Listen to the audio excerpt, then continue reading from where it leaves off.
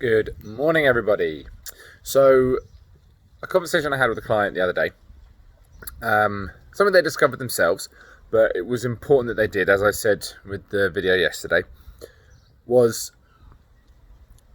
what is it actually about? Why are we doing any of this? Why do we actually exercise? Why do we do the things we do? Why do I put ourselves through it? Is it so that we look a certain way? Is it so that we can perform better? Is it so that we will live longer and with a better quality? Now, these are all perfectly good reasons of why we should do this. In fact, they're probably the best reasons we should do this, bar the look better. The key is, though, especially from a aesthetics point of view, shall we say, is to be able to turn around, and this is what my client managed the other day, and it was really important to get this message from her, saying that I bought some clothes and I actually like the way I look in them. That's huge. That is what we aim for, because there is no perfect. There is absolutely no perfect. And if you're looking for perfect, if you're looking for this entity, this figure, this body, based on something else, one, you'll never achieve it, because that is not who you are. That's not how you're built. And secondly, it will never be enough, because if you're chasing perfection, you will never find it. And I know this sounds very Zen and Kumbaya and Buddhist-ish, but it's true, because the day you decide you want to look a certain way, it will never be enough. You could always get bigger, you could always get leaner, you could always define this, you could always build that.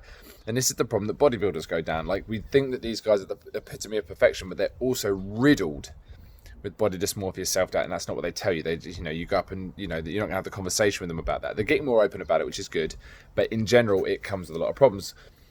The aim should always be to look at yourself and not just recoil on the first instance. You go, I'm all right with that, because you can make small adjustments that way to tweak things, because you're always basically building around the point that you don't hate what you see in the mirror, because it goes deeper than that. If you can accept and be happy with the changes that you're making, however small they are, they actually become bigger, because small changes are easy to make rather than big ones. They are more significant and they will compound over time, which is where we get to where we want to be. Simple thing of my client who has PCOS, which is very difficult to lose weight on, depending on type of manifestations. We don't know a lot about it. We're still learning, both me and her, and I have another client that has it as well.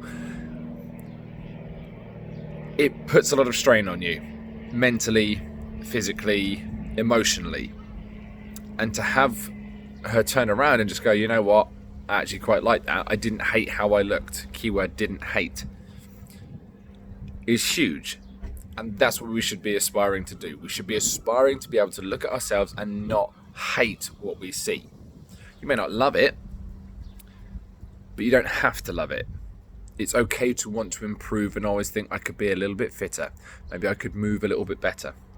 Maybe my headspace could be in a better place. It's okay to not have it perfect, but what we should always aim for is to not hate it. And if you can do that, then just the revelations that come afterwards are amazing. Like yesterday's email was about hard work paying off. This is another one of those paying off moments. If you hate yourself a little less, you'll stop finding all the faults in everything that you're doing, and you'll start appreciating the little bits and pieces that are coming.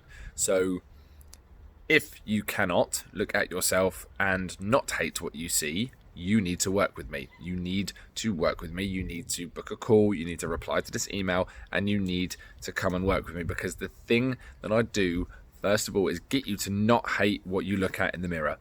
Because once you've done that, you can do anything else. And I mean that, anything, because you will notice all the cool stuff that you have been doing, all the changes that your body's making for the better. And I will remind you of them. You're not going to go off the hook that easy. It's not all going to be on you. But if you feel anything other than that, and you're aspiring to the point where you can't bear the way you look and you hate it, you've got to take the step and you've got to start working with me. Because once you do that, once you make that bigger step, everything else will fall into place. I shall hopefully hear from you soon. Bye-bye.